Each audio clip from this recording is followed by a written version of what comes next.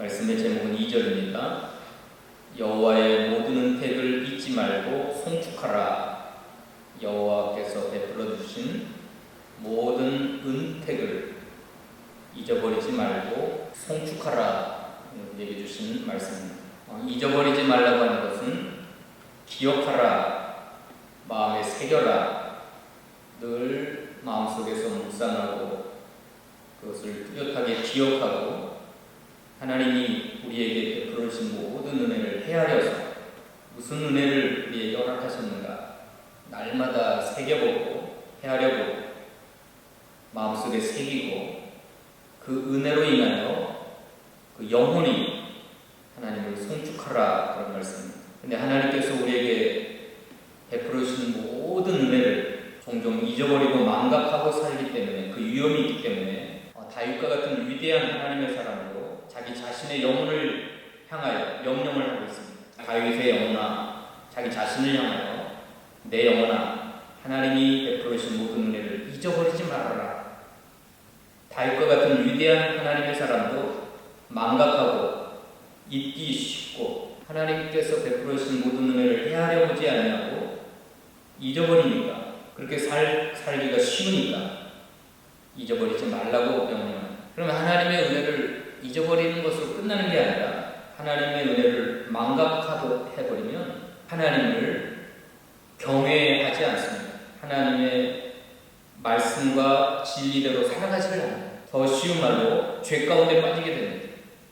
그래서 다윗도 한순간에 남의 가정을 파괴하는 유부녀를 강간하고 그 죄를 덮으려다가 그 남편을 살해하고 그 바세바의 자녀들이 있었는지 없었는지는 알 수 없지만 한 가정을 완전히 무너뜨린 그런 엄청난 죄악 가운데 빠져버렸어요. 다윗은 보통 성군이라고 해요. 위대한 하나님의 사람이라고 해요. 그런데 그가 하나님의 은혜를 망각하고 하나님의 은혜를 잊어버리니까 거기서 머물러 있는 게 아니라 하나님 앞에서 여호와의 목전에서 무서운 죄악을 저질렀습니다.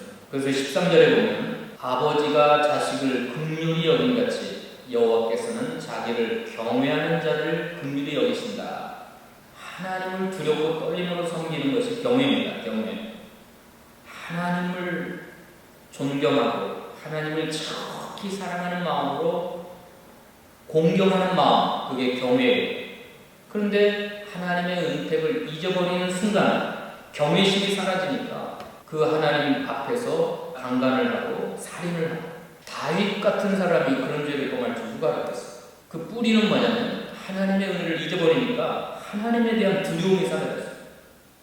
하나님을 존경하는 마음, 하나님을 두려워하는 마음이 사라졌어요. 그래서 나단 선지자가 와서 책망할 때 너가 왜 나를 멸시하느냐? 너가 왜 나의 말씀을 멸시하고 이런 죄 가운데 빠졌느냐? 그렇게 책망합니다. 너가 목동 그 촌구석에서 목동을 따르는 그 너를 내가 이렇게 존귀하고 높여가지고 엄청난 은혜를 주었는데 너가 필요했다면 내가 더 많은 은혜를 줄 텐데 왜 그 은혜를 잊어버리고 나와 나의 말씀을 멸시하고 그 한 가정을 그렇게 무너뜨렸고 그런 무서운 죄악을 저질렀느냐? 너가 필요하다면 내가 더 많은 은혜를 주었을 텐데 더 큰 은총을 베풀어 주었을 텐데 왜 나를 그렇게 멸시하느냐? 그러니까 다윗의 마음속에 하나님의 은혜를 잊어버리는 순간 경외심이 사라졌어요. 경외심. 그래서 수많은 세상의 죄악 가운데 빠지는 사람들의 그 근본은 뭐냐면 하나님에 대한 두려움과 경외심이 사라지기 때문에 그 하나님을 경외한다는 건 다른 말로 쉬운 말로 무슨 말이냐면 17절 18절을 볼까요? 여호와의 인자하심은 자기를 경외하는 자에게 영원부터 영원까지 이르며 그의 의는 자손의 자손에게 이르니 곧 그의 언약을 지키고 그의 법도를 기억하여 행하는 자에게. 자 17절에는 하나님을 경외하는 자에게 주의 사랑을 영원부터 영원까지 그의 자손의 자손에게까지 보여주겠다. 그런데 그 하나님을 경외하는 자라고 하는 것은 18절에 곧 여호와를 경외한다는 건 곧 그의 언약을 지키고 그의 법도를 기억하여 행하는 자다. 나 하나님 경외합니다. 그러놓고 자기 마음대로 말씀을 버리고 하나님의 언약을 지키지 않고 하나님의 법을 순종하지 않는다고 한다면 그건 하나님을 경외하는 게 아니에요. 하나님을 내가 두렵고 떨림으로 섬긴다고 하는 건 하나님의 언약을 지키고 그의 법도를 기억하여 행하는 자가 하나님을 경외하는 자예요. 그런데 이 경외심이 매우 중요해요. 그래서 너희 여호와를 경외하는 것이 너희의 보배니라고 했어요. 여호와를 경외하는 것이 너희의 지혜의 근본이라고 했어요. 지혜와 총명의 근본이라고 했어요. 여호와를 경외하는 게 그렇게 우리 신앙생활의 기초예요. 기초. 너무너무 중요합니다. 여기서 있는 목사라도 하나님에 대한 경외심이 없으면 별짓하예요. 별짓하예요. 목사라도 온갖 죄악으로 타락을 해요. 그래서 대형교회 목사들이 추락을 하고 타락을 하게 돼요. 왜요? 하나님에 대한 경외심이 없습니다. 그게 사라집니다. 근데 하나님에 대한 경외심이 왜 사라져요? 하나님께서 베풀어 주신 모든 은총, 하나님의 은혜를 망각했기 때문에 새기지 않아요. 헤아리지 않아요. 잊어버렸기 때문에 하나님이 우리에게 주신 은혜, 요즘 유행하는 복음성가가 은혜 아니면 은혜 아니면 은혜 아니면 나 설 수 없네. 은혜 아니면 나는 살아갈 수도 없고 숨 쉴 수도 없고 은혜 아니면 나는 살 수가 없네. 그 찬양 아세요? 한번 불러보세요. 그 가사 하나를 생각해 불러보세요. 하나님의 은혜가 아니면 다윗이 어떻게 왕이 됐겠어요? 하나님의 은혜가 아니면 저와 여러분이 어떻게 이 시간 주님 앞에 나왔겠어요? 하나님께서 주신 모든 은혜 때문에 이렇게 된 거예요. 하나님의 은혜를 두 종류로 나눌 수가 있는데 일반 은총과 특별 은총, 자연 은총과 특별 은총을 나누는데 오늘 본문에서는 5가지 은혜만을 다윗이 잊어버리지 말자고 자기에게 명령을 합니다. 그건 특별한 은총이에요. 일반 은총이 아니라 자연 은총이 아니라 특별한 은총 5가지. 3절로 5절까지. 첫 번째가 3절인데 하나 읽어볼까요? 무슨 은혜를 잊어버리지 말자고 했는가? 그가 내 모든 죄악을 사하시며 내 모든 병을 고치십니다. 하나님께서 베풀어 주신 첫 번째 은혜는 모든 죄악을 사해 주신 은혜. 이걸 잊어버리지 말고 그것 때문에 하나님을 송축하라. 하나님께서 우리에게 주시는 은혜가 수만 가지가 있겠지만 그 중에 단연 첫 번째는 우리의 모든 죄악을 용서해 주시는 은혜. 여기 모든 죄악이라고 했기 때문에 과거와 지금 현재 짓고 있는 죄와 여러분들이 앞으로 죽을 때까지 지을 모든 미래의 죄까지 작게 작은 띠끌만 작은 죄에서부터 큰 죄악까지 다윗으로 말하는 간음죄, 살인죄까지 그 모든 죄악을 하나님이 용서해 주셨다. 용서해 주셨다.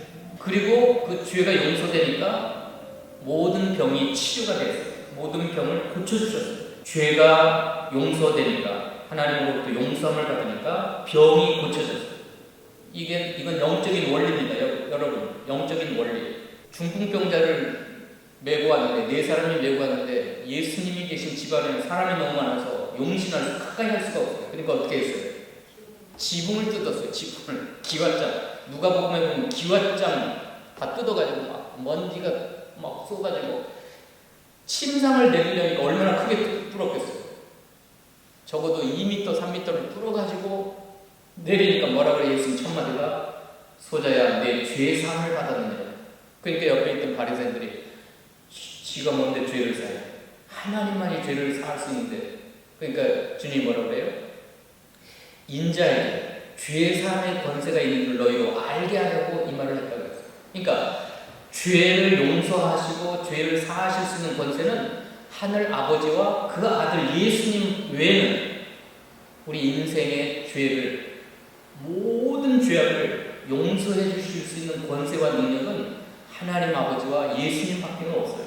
석가모니나 마호메시나 공자나 세상의 어떤 인생도 저와 여러분의 죄를 용서할 수 있는 권세가 없어요.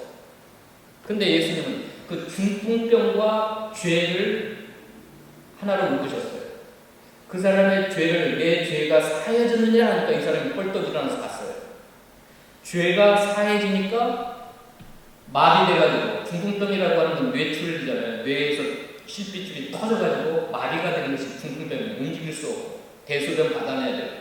그러니까 4사람이 침상치에 내려왔는데 예수님이 한마디 했어요. 내 죄사함을 받았느니라 하니까 그 사람이 내 침상을 들고 걸어가라 하니까 일어나서 걸어가죠. 완전히 중풍병은 지금도 그렇고 지금 의학이 발달한 현대의학으로도 고칠 수 없는 불치병이에요. 그런데 죄가 사해지니까 그 불치병이 치유가 된다. 놀랍잖아요. 요즘 현대에 불치병이 많더라고요. 제가 이번에 기도하러 갔는데 저와 함께 동행했던 처음 만난 목사님이 저하고 동갑이에요. 동갑. 불치병이 걸렸어요. 뼈가 굳어가는 거예요. 온 뼈가 굳어져가지고 10년 전에 기지도 못했어요. 기지도. 근데 하나님의 은혜로 그 병은 치유할 수 없지만 그 진행을 멈추게 해가지고 지금 걷고 운전할 수가 있어요. 일은 못해. 강직성 척추염이라고 하는 병, 불치병. 자기가 주사를 일주일에 한 번씩 놓아야 돼. 그 4개를 사는데 1,500불이에요. 1,500불. 목사가 무슨 돈이 있어요? 한 달에 1,500불에 주사를 가야 돼. 근데 감사하게도 호주가 부자 나라라서 1,480불인데 1,430불을 국가가 대주고 50불만 돼. 50불. 그 목사님 50불만 내면 한 달 그 약을 맞아요. 그러면 그 병이 진행되지 않아요. 치료는 안 해요. 근데 뼈가 굳어져요. 그러니까 뼈가 굳어져 가니까요, 여러분. 하나님께서 모든 병이 다 죄와 상관 있는 건 아니에요. 나면서부터 소경된 자를 보고 제자들이 저 사람이 소경된 것이 저 사람의 죄입니까? 그 아버지의 죄입니까? 물어보니까 예수님 뭐라고 했어요? 저 사람의 죄도 아니고 저 아버지의 죄도 아니고 저 사람을 통하여 하나님의 하신 일을 나타내기 위함이니라. 그러니까 그 요한복음의 9장에 나온 그 소경은 죄 때문에 소경이 된 게 아니에요. 모든 병이 죄와 상관이 있는 건 아니에요. 그러나 대개 한 80% 정도는 죄가 용서가 되면 병이 치료가 돼요. 죄와 병이 상관관계가 깊이 있다는 겁니다. 그런데 오늘 본문에서 다윗은 우리의 모든 죄를 하나님이 용서해 주시니까 내 모든 질병이 하나님께서 치료하셨다, 고쳐주셨다라고 말씀하십니다. 그리고 그 치유받은 하나님의 은혜를 인하여 찬양하라, 송축하라. 자, 죄가 용서받았어요.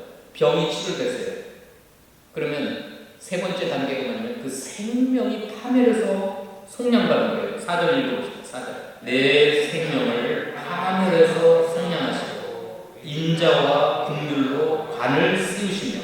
여러분, 우리의 생이라고 하는 거, 우리의 삶이라고 하는 거, 하나님이 원래 처음 우리에게 생명 주셨을 때는 행복한 생, 기쁨의 생, 하나님께로부터 받은 그 생명은, 그 삶은 행복하고 기쁘고 즐겁고 만족스러운 삶이었어요. 돼요.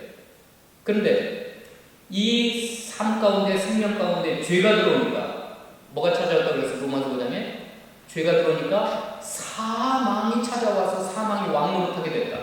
우리를 파멸시키고 비참하게 하고 우리의 생이 하나님 주시는 행복과 기쁨과 그 만족함 가운데 살아야 되는데 죄가 찾아와서 이걸 다 뺏어가고 있어요. 하나님 주시는 행복, 하나님 주시는 기쁨, 하나님 주시는 평강, 그걸 다 빼앗아가고 우리에게 뭘 줬어요? 삶의 비참함, 삶의 고통, 삶의 파멸. 그게 찾아왔어요. 그런데 3단계가 모든 죄를 다 용서해 주시니까 모든 병이 다 치유가 되고 그 생명을 파멸해서 속량하셨어요. 그러니까 어떻게 네 번째 단계는 그 생명 속에 인자와 긍휼로 관을 세워주십니다. 인자와 긍휼로 그 생명을 관을 세워주시니까 그 생이 어떻게 돼요?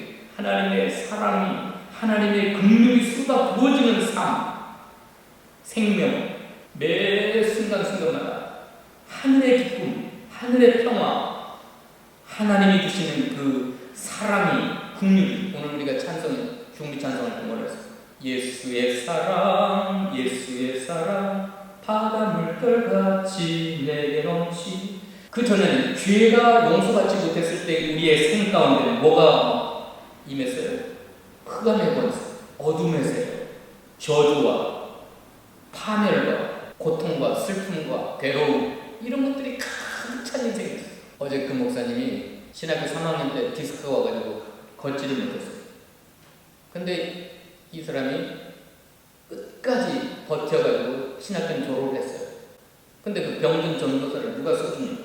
장마치 2년 6개월 동안 하늘을 쳐다보지도 못하고 한 15도 가까운 땅만 쳐다보면서 한 걸음 한 걸음 걸을 때마다 한숨만 쉬었대요. 한숨만 푹푹 쉬면서 그때 무슨 사건이 벌어졌냐면 삼풍백과점이 무너지고 성수대교가 무너졌어요. 우리 은진이 태어나기 직전에. 그때 이 전도사의 마음속에 전도사로서 자살은 하지 못하고 또 시골에 계신 우리 부모님 생각에 내가 생의 끈을 놓을 수는 없고 차라리 성수대교에서 내가 무너져서 죽었더라면 삼풍백과점에서 내가 무너졌더라면 너무너무 아쉽더래요. 그러니까 매일 죽음만 생각해요. 죽음만. 하늘을 바라보지도 못하고 몇 년을요? 2년 6개월 한숨만 쉬면서 어떻게 죽을까? 빨리 죽었으면 좋겠다. 이 괴로운 생, 이 슬픔 많은 생. 그러다가 할렐루야 기도원이 있어요. 좀 이단성이 있는데 김계화 원장이라고 할렐루야 기도원에 어떻게 가게 됐어요. 거기 갔더니 거기는 말기암 환자들, 병원에서 포기한 사람들 수백 명, 수천 명이 모여가지고 누워가지고 살기를 원하는 거예요. 이 사람이 너무나 의아했어요. 나는 죽기를 원하는데 저 말기암 환자들은 어쩌면 그렇게 살기를 원하는가? 삶을 열망할까? 너무 신기했어요. 나는 빨리 죽었으면 좋겠고 이 어둠의 권세가 자기를 짓누르니까 빨리 죽었으면 좋겠는데 저 사람들은 왜 그렇게 살기를 원하는가? 그래서 산속 깊은 곳에 있는 기도실에 들어가지고 기도는 안 하고 성경을 읽기 시작했어요. 성경. 창세기. 그런데 전도사였고 신학을 4년을 했지만 안 믿어지더라고요. 안 믿어져.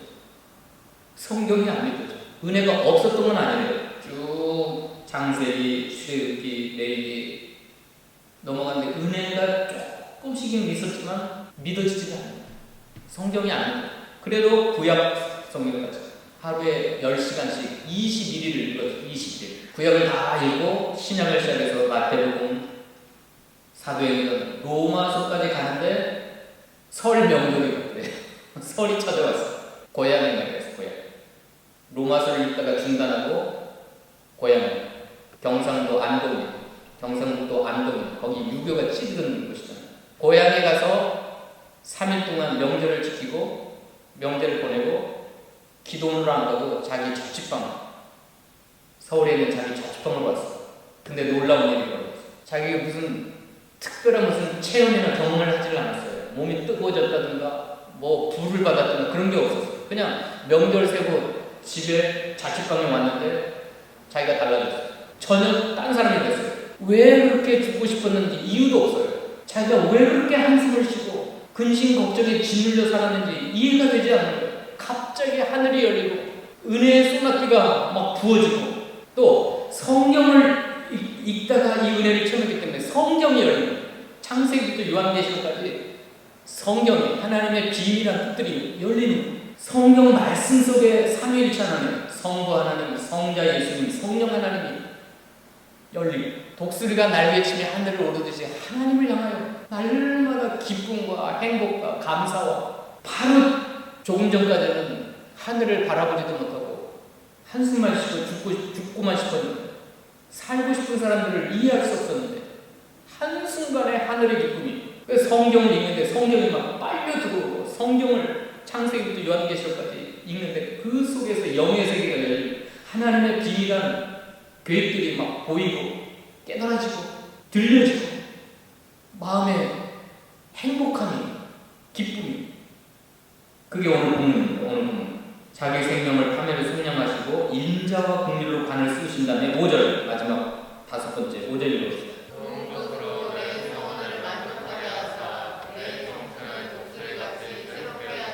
좋은 것으로 소원을 만족하게 하소서. 내 청춘을 독수리같이 새롭게 하소서. 날마다 기막힌 새로운 날, 새로운 삶. 그 목사님의 그 말에 가면 6년을 그렇게 살았어요. 6년. 그 생의 만족함이라는 것, 좋은 것으로, 신령한 것으로, 땅에 기름진 것으로 하늘의 원천과 하늘에서 하늘문을 여시고 쏟아 부어주시는 그 은혜의 담비로 만족하게 만족하게 하시고 자신의 청춘을 독수리같이 새롭게 날마다 새로운 날 그게 6년을 그렇게 펼쳐졌다. 이 5가지 은혜, 특별한 은혜입니다. 일반적인 은총이 아니에요. 아무나 주시는 게 아니에요. 하나님께서 특별히 사랑하시고 특별히 택하신 사람들에게만 부어주시는 죄사함의 은혜, 치료하시는 은혜, 생명을 파멸해서 성령하시는 은혜, 그 생을 인자와 긍휼로 관을 씌워주시는 은혜, 온갖 좋은 것으로 소원을 만족하게 하셔서 청춘을 독수리같이 새롭게 하시는 이 은혜를 다윗에게 부어주셨고 또 특별한 하나님의 사람들에게 부어주시는 이 은혜를 잊어버리지 말고 송축하라. 그럼 오늘 마지막으로 하나님은 왜 그런 엄청난 은혜를 다윗에게 이 5가지 특별한 5가지 은혜를 다윗과 저와 여러분에게 주시는가? 그거 살펴보고 마치려고 했잖아요. 첫 번째 8절입니다. 그 이유가 여호와는 긍휼이 많으시고 은혜로우시며 노하기를 더디하시고 인자하심이 풍부하시기 때문이다. 왜 하나님이 그렇게 다윗을 특별히 사랑하셔서 그 5가지 은혜를 주시냐면 다른 이유가 없어요. 그냥 여호와께는 긍휼이 많으시고 은혜로우신 분이시기 때문에 노하기를 더디하시고 인자하심이 사랑이 풍부하시기 때문에 그 넘치는 은혜와 긍휼과 사랑을 주체할 수가 없어서 사랑의 대상자를 찾아서 선택하셔서 그 사람에게 특별한 사랑을 그렇게 쏟아 부어주시는 겁니다. 11절에 읽어보세요. 11절. 이는 하늘이 땅에서 높은 같이 그를 경외하는 자에게 그의 인자하심이 크심이로다. 하늘이 땅에서 얼마나 높아요? 과학을 아시는 분, 물리학을 아시는 분, 빛의 속도가 1초에 지구를 7바퀴 반을 돈답니다. 근데 하늘에 떠있는 별에 가려면 몇십 광년, 몇십만 광년, 몇백만 광년. 그게 무슨 소리예요? 1초에 지구를 7바퀴 반 도는 그 속도로 10,000년을 가야 도달하는 별이 있고 10만 년을 가야 도달하는. 그럼 여러분 여기서 백사님 사시는 집이 몇 킬로예요? 한 10km 된다고 합시다. 10km. 그러면 10만 광년을 가려면 빛의 속도 10만 광년을 가려면 그 하늘이 얼마나 높아요? 그 우주가 얼마나 커요? 그렇게 하늘이 땅에서 높은 같이 사랑이 그렇게 크다는 거예요. 하나님의 사랑이 여러분의 상상을 초월할 만큼 크다는 거예요. 그 사랑이 너무너무 크신 하나님이 빛의 속도로 몇백만 광년을 가야 도달할 수 있는 그 하늘만큼 그 사랑이 커가지고 저와 여러분을 사랑하시고 그 5가지 특별한 은총을 주신다는 거예요. 우리는 그걸 헤아리지를 못해갖고 하나님의 사랑이 너무 크기 때문에 그 사랑을 못 깨달고 티끌만큼 깨달았어도 왜 나를 사랑하나? 나 같은 건 사랑받을 자격도 없어. 하나님도 우리 부모님만큼 사랑할 거야. 그래도 우리보다 조금 큰 사랑을 가진 분으로 착각을 해가지고 내가 이런 못된 짓을 하면 하나님이 나를 미워하실 거야. 그렇게 생각을 해요.